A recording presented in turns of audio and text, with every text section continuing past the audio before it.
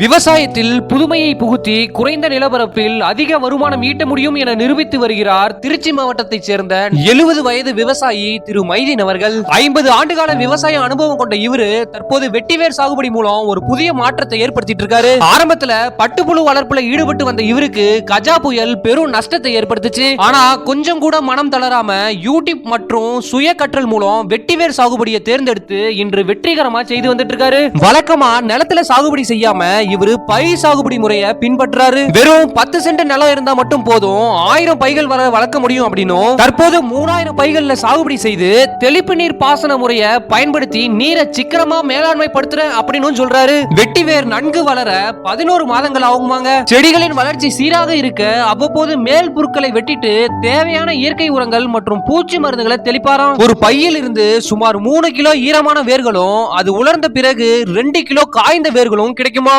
கட்டா எனப்படும் பிரத்யேக கருவியை பயன்படுத்தி வேர்களை சேதமின்றி அறுவடை செய்யறாராம். ஒரு பையை தயார் செய்ய வெறும் 25 ரூபாய் மட்டுமே செலவாகுது அப்படின்னும், ஆனா 1 கிலோ வெட்டி வேர் தரம் மற்றும் சந்தையை பொறுத்து 300 ரூபாய் முதல் 1000 ரூபாய் வரை விற்பனையாகுதான். கடந்த 3 சுழற்சிகள்ல இவர் லட்சக்கணக்கில் வருமானம் ஈட்டியிருக்கிறாராம். நிலமற்ற அல்லது குறைந்த நிலம் உள்ள விவசாயிகளுக்கு இந்த வெட்டிவேர் பயிர் சாகுபடி ஒரு வரப்பிரசாதம்னு சொல்றாரு. கடின உழைப்பும் நவீன சிந்தனையும் இருந்தா விவசாயத்துல நிச்சயம் ஜெயிக்கலாம் என்பதற்கு திரு மைதீன் அவர்கள் ஒரு சிறந்த முன்னுதாரணமாக திகழ்றாரு.